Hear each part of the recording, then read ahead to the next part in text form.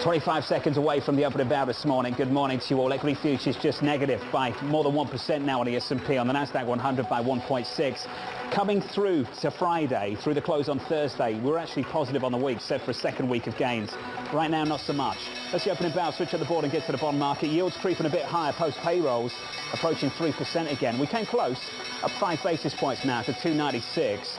In the FX market, euro dollar 107.30. We're negative there, 0.2%. And crude just creeping higher. Remember the high of the week, 119.98. Right now, 117, up 0.25%. That's the cross-asset price action with your movers. Here's Abby. John, let's start out with this morning's top stock. And that, of course, is Tesla shares lower. This, of course, is Elon Musk has that super bad feeling about the economy. In an email seen by Reuters titled "Pause All Hiring Worldwide," he, of course, suggests that the company may have to cut staff by about 10%. That would equal nearly 10,000 workers. So it seems Elon Musk, of course, is in agreement with Jamie Dimon, John Waldron, even Larry Fink about the possibility of the economy really taking a sharp downturn. Now, tech is down also with Tesla. Microsoft yesterday getting a pass for that guide down for the current quarter on FX, but maybe it's more on this weak economy. This weak macro down 1.6%, Apple down 2.8%, yields higher on that decent jobs report. That, of course, pressures the high valuation tech stocks, and rising yields not even helping out the banks, John. The story of this year, JP Morgan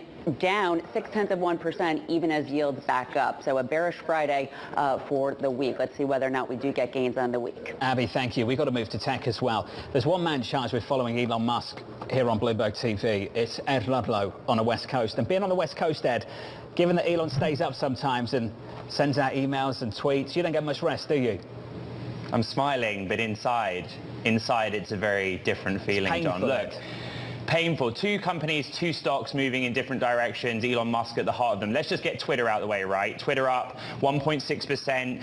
The Hart-Scott-Rodino period, it's a regulatory rubber stamping. Twitter has put out a regulatory filing saying that period is passed. Either it means that the set term that was agreed between the parties has passed, or regulators have said to Twitter and the Musk coalition, you are free to proceed with talking about the deal. The stock's higher by almost 2%. We're moving towards a place where we think it's happening. Tesla is the focus, down 5 percentage points on Tesla.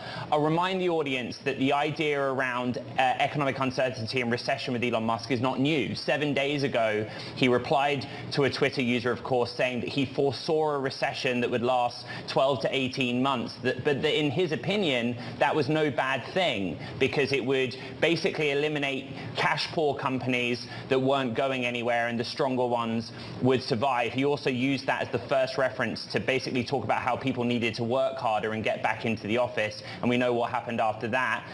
The memo seen by Reuters, which was sent to executive staff, says that they will pause hiring and cut jobs by 10%, John. What do you make of the idea that June 3rd McLovin was born and that was super bad? Ed, what do you make of that? Is something ridiculous going on here that we just don't know about? Hard inference to pull, John. I think that... I mean, I never thought I'd be doing this on business TV, but here we are, Ed, doing it. We are. I mean, at the end of the day, Tom Keene just asked me on radio, how seriously do we take the tweets versus the internal memos versus the regulatory filings?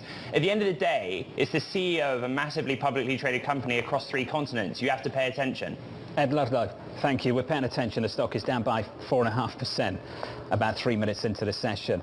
Equities are doing pretty badly too, down 0.9% on the S&P 500, on the Nasdaq 100 off by 1.5%. On the Russell, the small caps, negative 0.72. From New York City, I'm pleased to say on Bloomberg TV and on Bloomberg Radio, we're joined now by the US Labour Secretary, Marty Walsh. Secretary Walsh, first of all, sir, I know you've been unwell the last couple of days. Can you tell us if you're okay? I'm doing all right. Yeah, I feel a lot better. It's thank God I'm vaxxed and boosted because this thing, it attacks your immune system, but I feel good, so thank you for that. Well, you're a good man for giving us some of your time. I've agreed to shorten up the interview just so you don't have to do much today, so let's start with this one here. The jobs report, your assessment, sir, the view from the White House at the moment. Certainly, it's a good jobs report, 390,000 jobs. We're seeing good gains there. One thing that we looked at from when the president took over, we had 10 million people out of work in America. It's down to 455,000. That's a good number. We're seeing steady and stable growth here in the jobs reports. But we know, as I say every month, we have more work to do. This what outpaced what the expectations were, but certainly we know there's work to do. We know we're still dealing with inflation. We're still dealing with an economy that people concerned about, and the president's laid out a plan for it. You know the numbers well. 1.9 jobs for every unemployed person in America right now. The quits rate is elevated. That's a sign of confidence. The unemployment rate didn't move lower today, but still a decent level of 3.6%. Yeah. The worker, most people are concluding, has a fair bit of bargaining power here. So Secretary Walsh, with that in mind, what kind of approach would you like to see in the talks with unions representing the workers on the ports on the West Coast? We talked about this a few times over the last few months. What's your view now? Yeah, I think that those conversations are going steady. I've been staying in contact with the folks out on the West Coast. Right now, I think it's on a good pace, and they just need to continue to have those negotiations. Obviously, anytime you have a negotiation like the ports, whether it's on the West or East Coast, but in this case on the West Coast, we want to keep a close eye because we know the impacts that if it doesn't go well, what it'll have. But I feel pretty good I feel confident where they're headed on those conversations. Can you give us some idea of why you're confident based on the conversations of the last month, what the developments actually are, specifically? Yeah, I've spoken to both the companies and the unions, and neither one have really said that there's any obstacles that they're really concerned about right now. What they're doing is they're having the negotiations that they have every few years, and and certainly I think all the parties know what the American people have gone through over the last couple of years with supply chain issues and what's happened in the port. So I think they also understand the importance of getting a contract done. Secretary Walsh, just finally, because I know you have to run, we've had some warnings this week from some big players. Jamie Dimon talked about a hurricane coming to the economy. We heard from Elon Musk of Tesla. Reuters reporting that he sent an internal email pausing hiring, potentially cutting 10% of the workforce. Are you seeing much more of that in the conversations you have with corporations week to week, day to day? No, they haven't really brought that up to me, but I'll tell you, the president has been very, very focused on making sure that we continue to tackle all the inflationary challenges and the challenge of the economy. I mean, this is an all hands on deck approach that includes government and corporations working collectively together. I think that we're kind of like, we're in a marathon here. This isn't a sprint, this is a marathon, and we have to just continue to move forward one day at a time. Secretary Walsh, we appreciate your time, and I hope you get better soon. And we'll get you back in person, hopefully. Thank you, sir. Thank you very much. Secretary Marty Walsh there.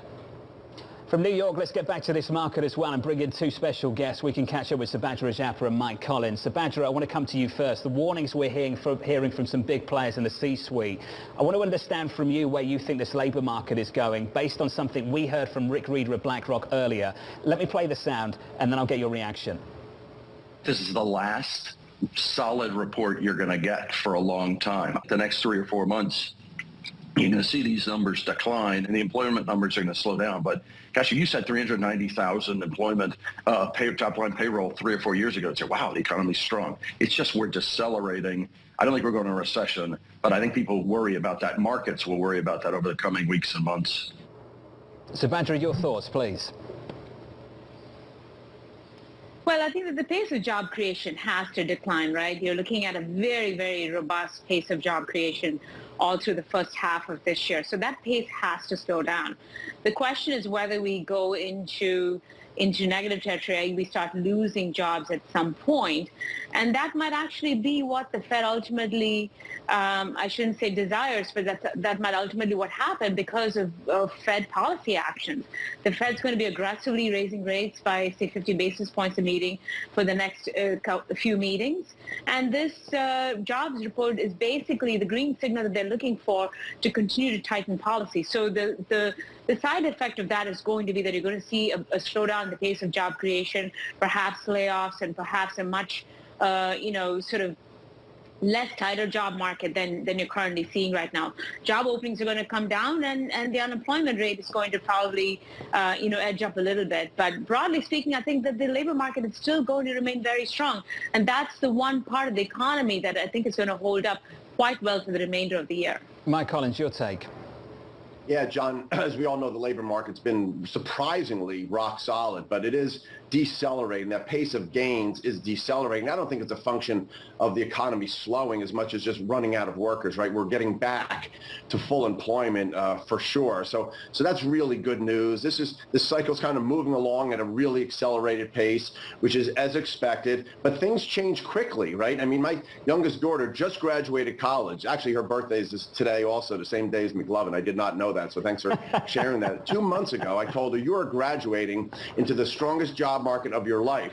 And already now, 2 months later, I'm worried that in 2 months from now, she might have trouble getting a job, right? So the markets change, sentiment changes, so I am worried that things slow more quickly than we think. I wasn't planning to talk about Superbad the movie today. Mike, just to give you the opportunity, would you like to wish them a happy birthday? Yeah, Nikki, happy birthday, baby. Do you want to wish McLovin a happy birthday? No, we don't have to do that either. Don't worry. Mike Collins, you're going to stick with us alongside Chabadra Ajampa. Coming up, OPEC garnering signs of relief with a boost in oil supply. We welcome the important decision that OPEC Plus made to increase supply. The United States will continue to use all tools at our disposal to address energy prices. That conversation up next, and a happy birthday to Nikki.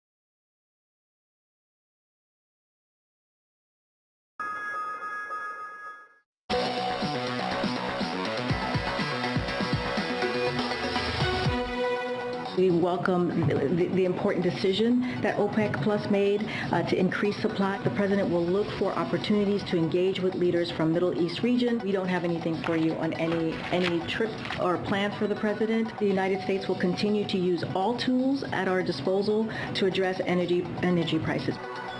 The White House facing a tough summer ahead of midterm elections. BlackRock CEO Larry Fink adding just a little bit of fuel to the gloomy outlook. We're witnessing all these supply shocks, and that's creating these attended price increases.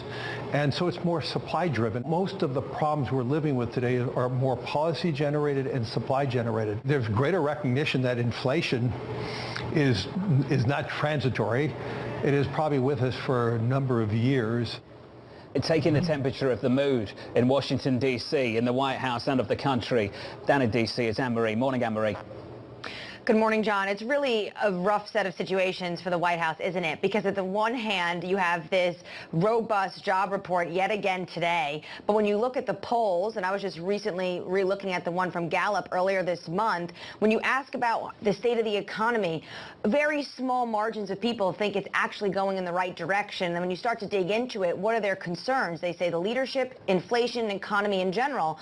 Well, that's pretty extraordinary given where we have the unemployment rate at 3.6%. And this all comes down to consumer prices going up. And every day, the White House and advisors in the White House, like the Chief of Staff, Ron Klain, are looking at that AAA gas price average yet again today. It's another record high. And it's these issues that are really hurting them in the polls right now. What can they do about it? You know the oil market better than me, better than most. AMH, this is what Goldman said yesterday. We believe this ramp up remains insufficient. They're talking about OPEC to balance the global oil market, which is already shifting back into deficit following China's demand recovery. They go on to say, we reiterate our second half 125 Brent forecast. They think price risk is to the upside. That's for oil. Then you've got the refining capacity issue. For the prices at the pump, it just looks like AMH, things get worse before they get better. It's true. So on one hand, and we should separate it, and you're correct to do so, there's the oil market and then there's the refining issue. So when you look at this deal OPEC did, I would say on the diplomatic front, it was a win for the White House. They've been asking since August for OPEC Plus, led by Saudi Arabia, to pump more. This is in August. This is way before Russia invaded Ukraine. So for months, they have been asking Saudi Arabia to hit the pedal to the metal and really start producing more. And finally, there was a breakthrough. Now, how much oil is actually going to be physically in the market? It's not that Saudi Arabia and UAE, the ones that have the biggest spare capacity, are going to be filling that gap. It is distributed across all of the members. But some of these members, like Russia, like Angola, like Nigeria, cannot hit their quotas. So it's minimal. It's smaller of a supply deal than you would expect. But it does leave the door open. Saudi Arabia already willing to do it. Potentially are going to shun their partner, Russia, and acquiesce to the United States. Then you have the refining issue, which is basically once that crude is in the market, you have to turn it into products. And right now, those margins are exploding because we don't have the refining capacity. There's a ton of issues regarding this. One, spare capacity for refining is in China. The second, of course, is that, and this really isn't a Biden administration problem, it's been an American problem. Even before the pandemic, America was not investing in refiners. So now we're left with a place where it's not just oil, but it's turning it into products, and the materials are just not there. Anne-Marie, AMH in D.C. with a clinic on what to look for in this commodity market. JP Morgan came out a couple of weeks ago. It's a number that just stayed with me.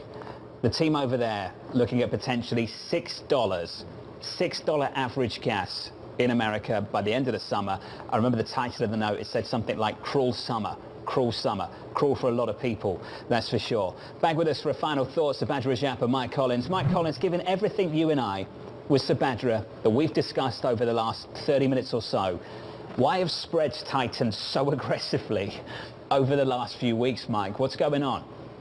You know, spreads, Jonathan, went from arguably pretty fully valued, a few months ago to fair value, maybe slightly cheap. And the yield levels have gotten really high, right? And if you just go out today and buy a 10 or 20-year treasury at a 3 or 3.40 yield and slap a bunch of spread stuff on top of that for an extra 2% of yield, I mean, you're talking kind of mid-single digit type forward-looking expected returns in fixed income, which I think is really attractive for a lot of people. So I think that demand just comes in at these higher levels of spreads, higher levels of yields, and companies are doing okay. The fundamentals are still okay, right?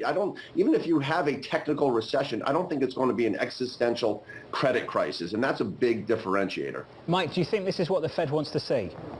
easier You know, financial conditions? I don't. I do worry, John, that there's a limit, as we talked about, how high stocks can go, how tight spreads can go, because the Fed will say, wow, we're not succeeding at tightening financial conditions enough, and then you just keep pushing on it, right? So this is the big battle in the market, this big tug of war, why it's really tough for the Fed to thread that needle and engineer this soft landing. Those tail risks are still really elevated. So you're supposed to play the markets tactically. When they really sell off, you buy in. When they rally like they have, maybe you sell some. And we've actually been, selling a little bit on the margin into this rally. Equities getting sold this morning. About 20 minutes in, we're down more than 1% on the S&P, on the Nasdaq down 1.9. So Badger, I'd love your perspective on all of this.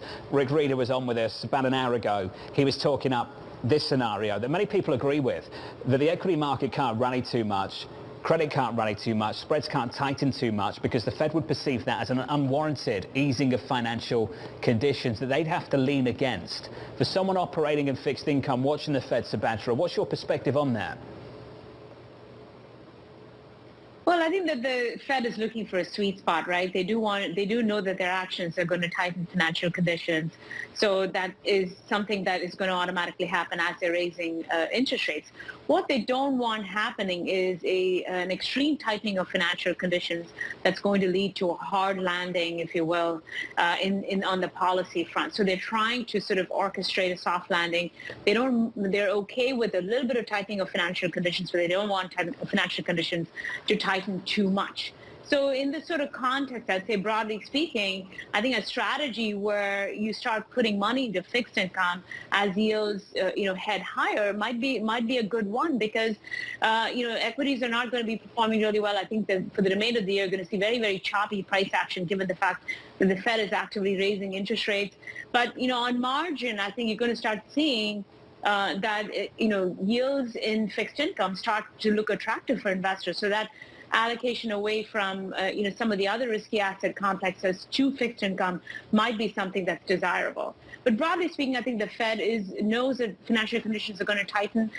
So I think that they're going to really take a very gradual approach to raising rates after they've gotten to neutral. So they get rates to around 2.5%, and then they're going to be much more aware of the impact of higher interest rates on financial conditions and take a much more gradual approach, if you will, to raising policy after we get to 2.5%. What a complex, nuanced time. Subhadra, thank you. And to you, Mike Collins, go away, log off the terminal, enjoy the birthday and the family. Thank you, sir. Appreciate it. Just a programming note, just a quick one. Mike Worth of Chevron, catching up with Alex Steele, 10:30 Eastern time. So that's about 40 minutes. Do not miss that conversation. Mike sitting down with Alex a little bit later this morning. For your broader equity market, we're lower by more than 1% on the S&P, on the Nasdaq by close to 2%, with some movers. Here's Abby. John, there is certainly a bearish tone here, and we came into the day, as you noted earlier, for a weekly gain. We're now looking at a weekly loss for the S&P 500. Let's take a look at the biggest laggards. Of course, starting out with Tesla, shares are lower on this Elon Musk, the cutting potentially of 10% of the workforce, or 10,000 workers,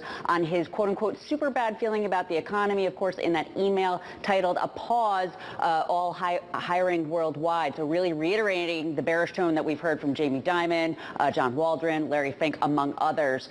As for Apple, down 3.1%, technically in something that's called a death cross. That's when the 50-day moving average goes below the 200-day moving average. Basically, the near-term buyers want out. The last one was in 2018, but that one put Apple pretty close to that bottom at that time. So let's see. Micron down 7.6%, cut at Piper Sandler to a neutral on its high consumer exposure, given the NAND and cell phones, the DRAM exposure in PCs, those shares down sharply. And then finally, rounding it out, American Airlines down 4.3%, John, matching Delta and United Airlines in terms of bringing up revenues, but they're talking about capacity down, fuel prices, those shares lower, really dragging on the S&P 500 at this point, John. Anyone who's tried to book a flight in America in the last couple of months, this is no surprise to them whatsoever. Capacity, there isn't enough of it. Prices are sky high, and the airlines seem to be doing okay. But expenses, they're still picking up. They're still clicking in a bigger way for some of these names. Abby, thank you. Coming up next, your trading diary, we take a sneak peek into next week with some inflation data on deck and the ECB in focus. This is Bloomberg.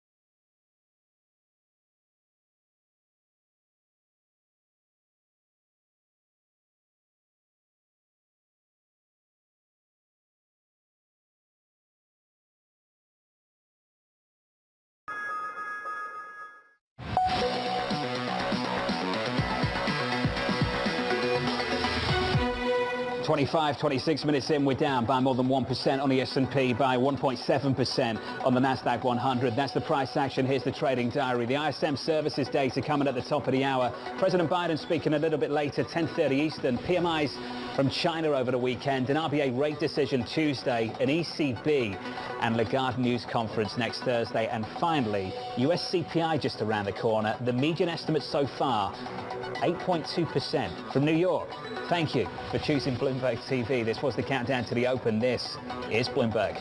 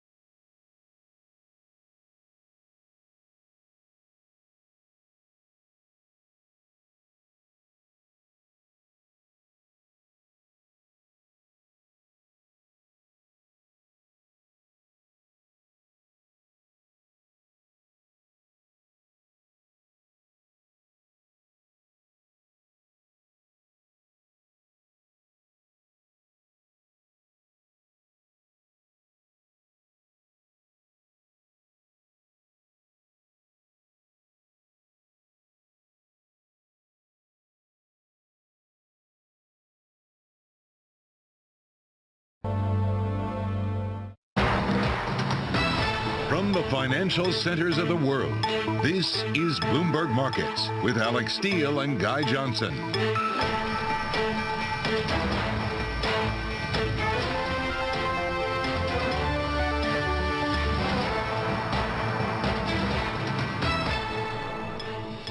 It is 30 minutes into the U.S. trading day on this Friday, June 3rd. Here are the top market stories that we're following for you at this hour.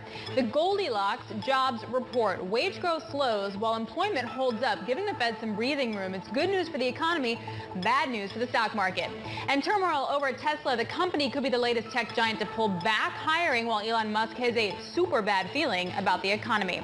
Oil, gas, inflation, oh my. We get an exclusive look from the C-suite with Chevron CEO Mike Wirth. From New York, I'm Alex Steele with Anna Edwards in London. Guy Johnson is off today. Welcome to Bloomberg Markets. Anna, I feel like we're in a good news is bad news situation yet again when it comes to market reaction to data. Yeah, absolutely. And we've had plenty of data out this week, haven't we, to which we react then, Alex. We'll get to that in just a moment. We're also talking about, of course, some of the commentary that comes around the U.S. economy. And we heard from Elon Musk and his bad feeling about the U.S. economy. And you wonder to what extent that is weighing on people's sentiment, even as we see pretty strong data coming through from some airline businesses still. We see a bit of M&A coming through in biotech in the U.S. and steel sector here in Europe. But back to the data, and we do have a lot to talk about when it comes to the jobs report. We'll do that shortly, Alex. Just looking at this ISM number, though, 55.9, that is falling back from the post-pandemic highs a little more quickly, perhaps, than the market anticipated. So 55.9, the estimate, Alex, was 56.5, the prior number 57.1. So adding to the sum of the data that we've got this week and giving us something to think about as to just how hot the U.S. economy is at this point.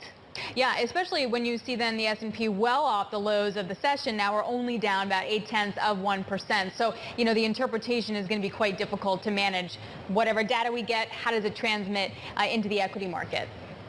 Yeah, absolutely. Now, our question of the day, let's get on to that because it ties in with the data picture. Is the jobs number Goldilocks for the Fed? And this is an interesting one because that's not the same as asking, is it Goldilocks for risk assets? Is it Goldilocks for a Fed that has signaled it intends to hike by perhaps 50 basis points in a couple of meetings from now? Is there a little bit of weakness in the labor market that maybe is welcome because the labor market was too tight, but it's still a strong labor market that means the Fed can go along with their plans? And so that's the question we're asking today. Let's bring in to answer that question and to give their thoughts on the economy, Bloomberg International economics and policy correspondent Michael McKee and Ira Jersey, Chief U.S. Rate Strategist for Bloomberg Intelligence. Thanks both for coming to speak to us. Mike, recap for us, catch us up with where we are on the jobs story, where you think we've got to.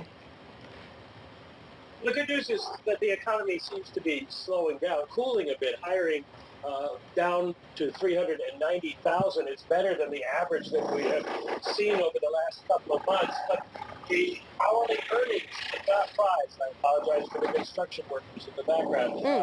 Apologies, Mike.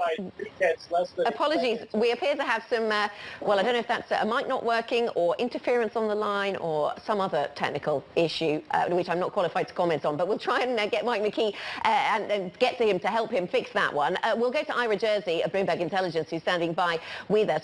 And Ira, give us your thoughts, your initial response to the data picture we saw today, to the jobs picture that we saw today, because it did start to send yields higher, close to that 3% mark on the US 10-year initially. Initially it did, but we did bounce back a little bit since then. I think the big thing with today's data is it's really stayed the course for me because it's strong enough, and when you look at the bulk of the data, the whole mosaic of all the data that's released with the job situation report, it was good, right? Not as fast as it was in April, but certainly a good report. And I think that keeps the Fed definitely on track to hike 50 basis points the next two meetings. I think the bigger question is how will the data then develop over the next few months? And September is, I think a big question mark. So, you did have, President Bostic of the Federal Reserve say that, he thought maybe a pause was in order in September. I don't think they're going to pause, but they could slow down to 25 basis points if you continue to see this slowing trend in the labor market and if we start to get wages not increasing as quickly as they have been in the recent past. Ira, I feel like the other narrative after the jobs number was that, so the Fed can kind of, do QT and they can hike and things are okay then in the jobs market. Is that actually a correct narrative? Because when are we going to feel the effects of the Fed rate hikes and the QT within the jobs market? Yeah, so you're talking about the long and variable lags, right, that the Federal Reserve always talks about. And that's true. But, the Fed's really only hiked, not very far yet, right? So we're not even at 2% Fed funds, much less 2.5% or 3%. So we're nowhere near restrictive, even by the Fed's own probably pretty conservative measure of what where they need to hike to be restrictive. But when you look at the whole mosaic of these data, what you see is aggregate labor income is still growing growing at 9% year on year.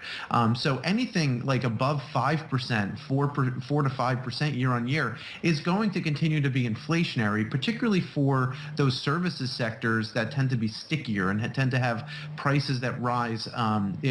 When price increases start to get embedded into those sectors, they tend to keep going.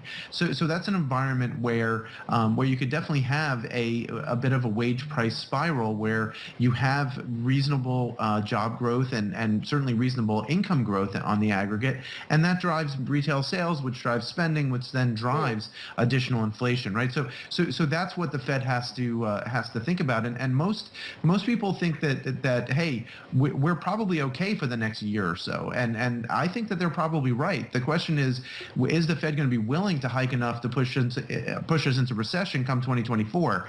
And I think that ultimately they'll have to get inflation down. Okay, and so Ira, you've talked about maybe the unemployment, the labour market slowing a little, and maybe we're seeing a few signs of that then in some of the data, but there's some contradictions here. I heard some voices from BlackRock speaking just after the data dropped, and certainly some of those voices talking about this is a labour market that is still too strong. Do you think the Fed will see it that way, that this is too strong, too tight? Yeah, I do, at least for now. Now, there are some, like you said, some signs at the margin that are probably good. Like, for example, the participation rate went up a little bit, but this is still too strong to get inflation down significantly. And I think that that's the bottom line from this report. So it's not quite Goldilocks yet because, we still have, like I said, if aggregate incomes continue to grow at 5% or more, that's going to mean that you're going to have a significant amount of inflationary pressures from just from the wage side of the equation. So this is green light for the Fed to keep hiking. Again, the pace of those hikes, I think, might change significantly if we get a slowdown in the data. So that's why September is kind of the pivot point right now as to whether or not the Fed's going to go 25 or 50. And if they go 25 in September, maybe then they'll pause in November or December. But at first you have to think about where is the data over the summer? Are we going to continue with this reasonably hot labor market? Even if we get a modest slowdown in amount of hiring, look at those wage data. That is going to be where we have to focus on all of this employment numbers. Ira, it's a simplistic question, but a week ago I feel like the question was, have we seen peak yields? That feels like not the right question anymore. I guess the question is, where do yields peak? Yeah, so I think for longer term rates, we may have seen the peak. I think we have kind of fair value a little over 3% for 10-year yields, and based on where we think the data is going to head over the next 12 months, you can wind up seeing maybe 320, 325 on 10-year yields, but that'll wind up being the peak. Where you haven't necessarily seen the peak is really in short-term interest rates. So until we get above 3% or so in 2-year yields, I think you will see additional weakness in the front end of the curve. You wind up getting more curve flattening and a Federal Reserve that really is willing, especially if you get a Fed that's really willing to fight inflation, meaning that they have to hike to well above 3%, 3.5%, 3.75%, maybe even 4% in terms of the Fed funds rate. I heard 8% yesterday from somebody, a chief economist. That would be a whole different world. Guys, thanks a lot. Ira Jersey of Bloomberg Intelligence. Mike, I'm sorry that the construction outside your apartment prevented you from being with us, but thank you for trying. Mike McKee from Bloomberg. All right, coming up, what that strong jobs report may mean for stocks, particularly volatility within stocks. We're going to talk to the head of equity derivative strategy at Barclays Capital, Manish Deshpande. That's coming up next. This is Bloomberg.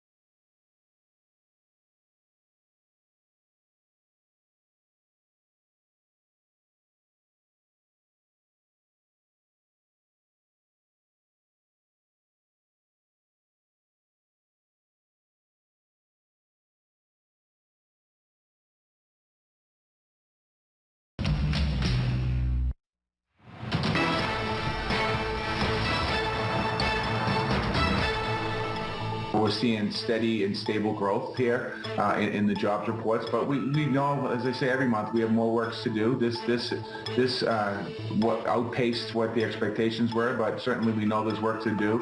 We know we're still dealing with inflation. We're still dealing with an economy that people are concerned about, and the president's laid out a plan for it. That was U.S. Labor Secretary Marty Walsh speaking to Bloomberg just in the last hour. And it leads us to the question of the day. Is the jobs number Goldilocks for the Fed? And then by extension, what does it mean for the market? Let's ask Manish Deshpande, Barclays head of equity derivatives strategy. And the Goldilocks is really about good news for the economy, bad news for the equity market. Is that how you're seeing it? Yeah, exactly. I think the Fed has a really difficult task that, it needs to thread the needle and do the exact right amount of hikes so that, they can engineer a soft landing. And if they're too hawkish, then of course you'll have a problem of a hard landing. At the same time, if they are seen to be too dovish, then the bond vigilantes will come after them and worry that they are behind the curve. So right now, I think over the last few weeks, just because of the Fed minutes that came out last week, I guess, the market was hoping that perhaps they would take a pause in September. We don't think that is likely, and clearly, a lot of the Fed officials have pushed back against this. And today's number further confirms that they still have, a lot of wood to chop in terms of taming the inflation that we're seeing. Okay, so Manish, a soft landing for the U.S. economy. What percentage chance do you attach to that and other potential outcomes? I'm sorry, I didn't hear you. Chance for a hard landing? A soft landing, yes, exactly. What chance a soft landing? It's always hard to pin that exactly, but if I was to, guess, it would be something like 30-40% of a hard landing. I think our base case is still that they will be able to engineer a soft landing, at least in the U.S. And that's basically essentially because, the economy is very, very strong right now. And so to get it really, so I'm not saying that there's not going to be a slowdown, but an outright recession is highly unlikely in our view. Okay, so what does that mean for valuations in the equity market? Have we fully discounted that? Have we fully discounted the inflationary impact that we're seeing in earnings? No, we have not. So I think one question we always get from clients is that valuations using the pre-pandemic levels as a benchmark have come back quite decently, right? And so is this a good buying opportunity, especially in some of the tech sectors? It has come down quite a lot. We don't think that is the case because using the pre-pandemic benchmark is wrong because the macro environment clearly, for all the reasons we're talking about, is clearly different. So the question becomes, what is the right benchmark? And so we have this sort of fair value framework. And if you look back historically, going back to the 60s, the biggest driver for inflation for PE is really inflation, and there's an inverse correlation. So, just as a reminder, and it sounds scary, but, we're sitting at valuations of around 17 or so. Back in the 60s and the 70s, valuations reached single digits. So I'm not saying we're going to get there anytime soon, but there's a lot of pressure. So it all depends on inflation. If inflation continues to... Sorry, Manish, I was just going to say, it depends on inflation. And are you assuming then that inflation does drop back significantly, or that we kind of plateau at elevated levels versus recent history? So if it stays where it is right now in terms of expectations, I think we see another 10-15% kind of downside to valuations. If it comes back much more quickly, as perhaps the Fed is hoping, then you could see a little bit more of a support. If it continues for longer and sort of continues at high levels, then you could see even a further drop in valuations. So the way that the market has traditionally responded to that is sell growth, buy value. Is that binary trade going to work? And is that the right way of looking at the scenario that you're laying out? I think so to some extent. I think we'll do like value stocks. I think, traditionally there has been this dichotomy or sort of this choice between value and growth. But one thing that we have found, at least for this year, it's not as if growth stocks, it's not a growth story per se, i.e. that it's not, so we define growth to be stock with high, EPS or sales growth. They are not the ones they're suffering, but the bigger driver is just high valuation. So it's just the overall re-rating of valuation. So we do think that has more room to go for the reasons we just talked about. So we do like, low valuation stocks, broadly speaking. Okay, so what kind of valuations do stocks need to get back to, Manish, to make them popular? Because you said, to make them desirable for you, because you said that in many cases, valuations have come back down to pre-pandemic levels, but that's not enough because of inflation. So how do you compensate for that higher inflation? What kind of discount do you require? That's the 10 to 15% I mentioned earlier, right? And so now, of course, it also depends on what you're talking about. So like I said, broadly speaking, tech valuations probably have some more room to go, but there are pockets which I think are interesting. So we continue to like FanMax, broadly speaking, because they've become much more of a cash cow, and it's almost like a flight to safety kind of trade. And then secondly, within some of the more high-flying, stocks that sort of got overvalued, we like these stocks which are exposed to the cloud, so the whole cloud scenario. So that has been, of course, the cloud transition to the cloud has been going on even before the pandemic, and that has gotten accelerated, and that has some legs to go. So you need to pick the right secular theme, and that is the one that we like. Hey, Manish, we have a question from a viewer that I wanted to pose to you here. It says, are you worried about something breaking, like if the Fed balance sheet run off under different rules since 2008 crisis on the bank risk to offset the lack of Fed buffering with their purchases? I guess so if I sum it up, where might we see the most breaking? That's a great question. The problem with the QT is that we really do not have enough experience with what happened. Clearly, the previous QT experience happened over a much longer time, and it was not a big impact, honestly speaking. So now, of course, it's a much more accelerated situation. At the same time, they are hacking previously, they are hiking. So previously, they had staggered the whole QT and the hiking cycle. So it's a little bit of an unknown. So I don't have a good answer, unfortunately. So we'll wait and see how that one develops. What's your biggest, what are you going for at the moment, Manish? What gets you excited? We've talked a lot about the things that could go wrong. We were just talking about what QT could do, how inflation messes with valuations. What's the most exciting prospect for you? So in terms of what could cause, you're right. I think the overall sentiment is quite bearish, and including for me. So where could I be wrong? What could cause the market to really rally? And I think it goes back to that. If inflation actually, does drop in a stable manner, right? I don't think a few prints of lower inflation is enough to do it. So that's one possibility. The other possibility is also that China could actually do a bit of a shock and awe stimulus. So, obviously it has been going through the zero COVID policy, and it's causing a lot of economic damage, not just to it locally, but also to the global supply chains. And also it's sort of not a bit sensitive because, we have the upcoming Congress that's going to happen in November. So in the meantime, to compensate, they have been wielding a lot of stick, and they're digging in their heels about the zero COVID policy. But if they do some kind of fiscal stimulus, and they've been talking about it, but we haven't seen much evidence. But I think there is a small chance, again, a tail risk, that they might do a shock and start stimulus just to get the sentiment up a little bit. And that could cause at least a short-term rally. Yeah, of course, ending the COVID zero policy would be a big shock and awe policy, but I'm not sure many people expect that to happen in the short term. Manish, thank you very much for joining us. Manish Deshpande of Barclays, thanks for spending time with us here on Bloomberg TV. Coming up on the programme, one person's junk is another's treasure, apparently. Details in today's ETF Friday. That's coming up shortly. This is Bloomberg.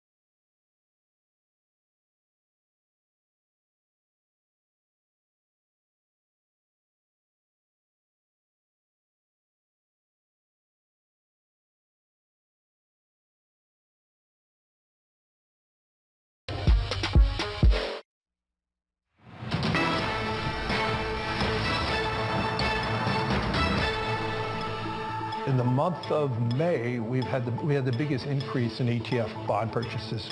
I mean, we had $30-something billion of inflows in bonds, whether it was credit or all that. So you were certainly seeing a revaluation of how far interest rates need to go upward. That was BlackRock's CEO Larry Fink speaking with Bloomberg Television. BlackRock is a leader in the ETF space, which takes us now to our ETF Friday. Joining us now is Bloomberg's Abigail Doolittle. And we just heard Larry Fink there, Abigail, talking about demand for bonds. You've been diving into which were the most popular ETFs, where did the money go over the last week? And 2 out of 5 of the biggest flows that we saw, I understand, were into bonds, and 2 of those high yield. Take us through the detail. Yeah, indeed, Anna. It's really pretty interesting given the bearish tone of this year, the downtrend for risk assets. Well, we've seen something a little bit different over the last week that's consistent with what Larry Fink was talking about relative to inflows in the month of May. Now, the top 2 inflows over the last week, those were both for S&P 500 related ETFs. But the next 3, as you noted, were for credit, 2 of them being for high yield. So in terms of investors, their risk appetite, because of course high yield credit further out on the risk continuum, it seems as though this may signal that there's some sort of pause in the selling action that we've seen for risk assets this year, and that there's a little bit of interest there. Yeah, is that a bright sign then, Abigail, as a broad indicator, as a broad signal? Does it tell us that investors think that companies are going to do okay, even these more risky ones, in the face of higher interest rates? Yeah, well, right now it seems as though there is some sort of signal around that indeed, Anna. But the question is it a longer-term signal, or is this more of a near-term buying opportunity similar to what we've seen in stocks? I've talked to some, not so much portfolio managers, but more stockbrokers, financial advisors, who they will often use these high-yield credit ETFs as stock exposure. Maybe not the best strategy, but it's one that's commonly used. Something very interesting, though, this week, Anna, that as we've had inflows increase for some of these high-yield ETFs, price has actually just sort of moderated, but on big volume. In fact, on Options Insight the other day, Chris Murphy of Susquehanna was really making note of the explosive volume for HYG, that high-yield ETF, credit ETF, the most since April of 2020, and that was, of course, right around the time that the Fed was adding those securities to its portfolio. So maybe there is some sort of a near-term break here as investors, again, are looking more for risk assets. Yeah, and tell us about the link between junk yield and the VIX, because as we're talking about junk debt, I know this is something you've looked at. Yeah, and this is really interesting, and this is thanks to Dan Curtis, a terrific chart for sure, and we'll be using this in Options Insight. And what we have seen more recently, there's a pretty strong correlation between the junk yields relative to the VIX. Now, the VIX, of course, is a way to measure uncertainty and fear on the part of investors, and out of 2020, you can see that both went sky high in 2020 and then down. Well, more recently, we have had both going higher, but the VIX has started to moderate. So stock investors feeling a little bit more comfortable right now. Those junk bond yields still a little bit higher, but if the correlation continues, it could suggest that you're going to see junk bond yields come in, which would tell us that the investors who are buying these high yield ETFs right now, that they could be rewarded, at least in the near term, Anna. Abigail, thanks very much. Bloomberg's Abigail Doolittle with the latest on ETFs. And for more on ETFs, catch ETF IQ. That's this Wednesday at 1 p.m. Eastern. Coming up on the program, is the way to lower gasoline prices simply a matter of increasing oil production? We talked a lot about refining capacity yesterday. A good conversation to have, then a great conversation to have. An exclusive interview coming up with the Chevron chairman and CEO, Mike Wirth. He will be speaking to Alex Steele shortly. Stay with us for that. This is Bloomberg.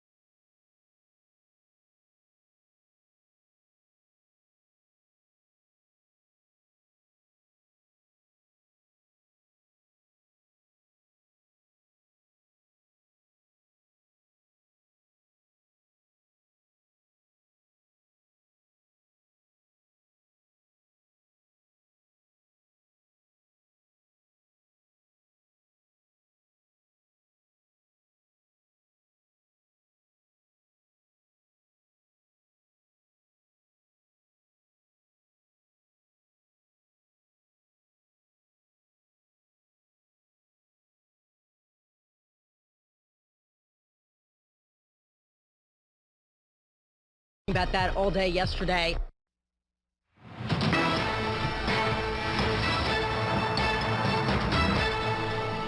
If oil continues to roll over at 100 and stay within a sort of a 120 to 150 range over the medium term, our long-term forecast is 80.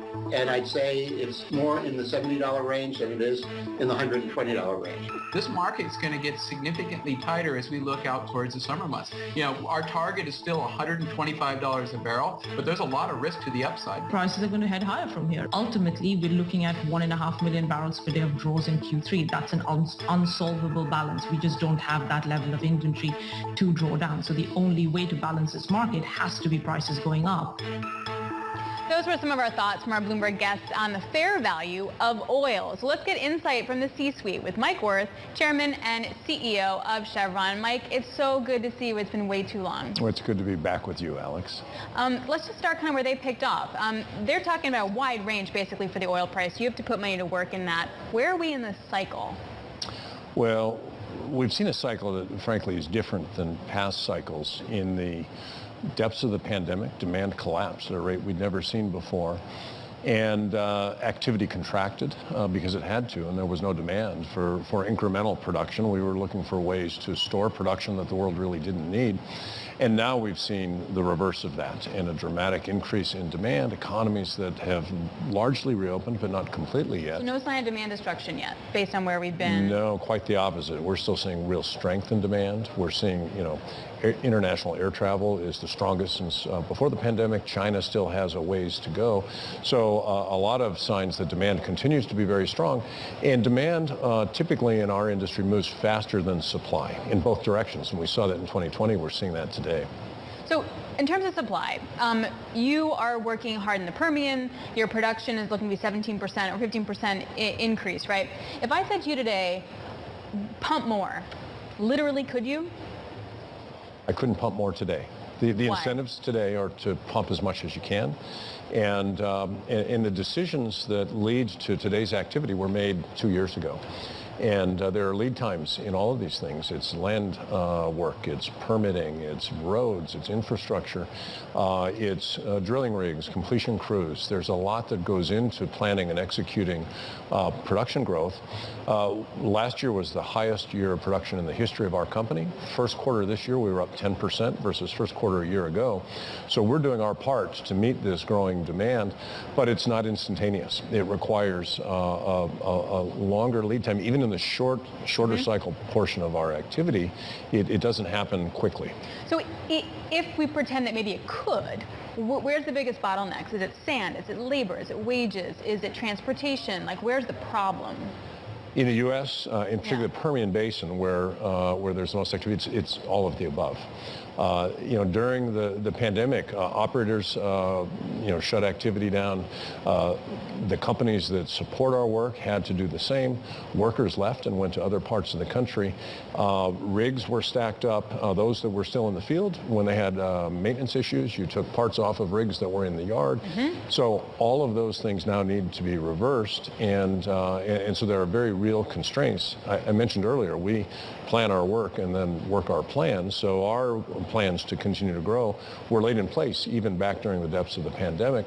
But to incrementally change that right now, there is a lot of work that has to happen and a lot of constraints that have to be solved for. Like, it wouldn't matter how many times the stock hit a 52-week high, or it wouldn't matter like what the oil price was, is what you're basically saying. Yeah, the price of the day doesn't influence our capital decisions and our activity. We have a long-term view on supply, demand, markets, technology, policy, and that's what sets our capital spending.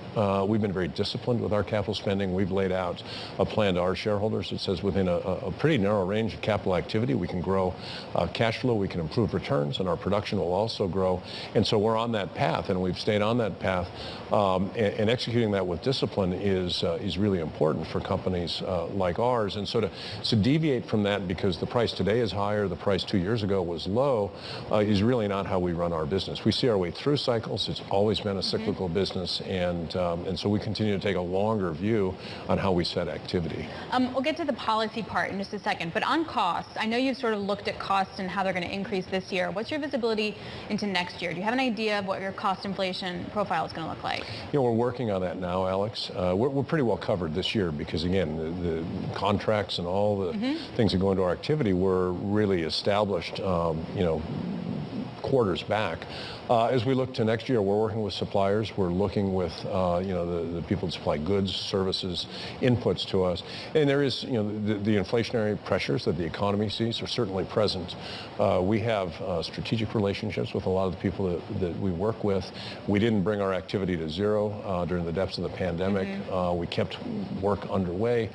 We have a longer-term contractual relationship. So we have some ways to manage those costs, but clearly the pressures are up across the entire economy, and our industry is no different. Double digits?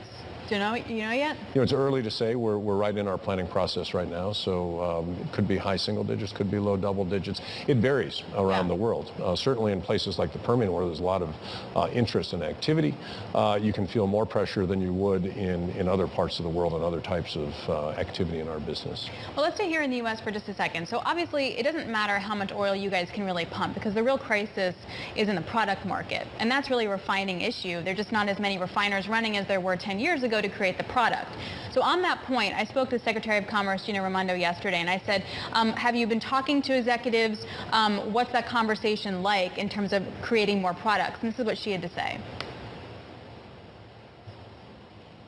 That we can, including, working with the private sector to increase supply of energy sources. Have you talked with the administration recently? I've not spoken to the administration recently. I expect that I will. I'll be in Washington next week, and I hope to meet with people there. I've spoken to the administration over the past several months. But you're right about these bottlenecks in refining. We've seen refineries close. When I began my career, there were more than 250 refineries in the U.S. Today, there's half that number. And we've seen refineries close around the world. We've seen China stop exporting products.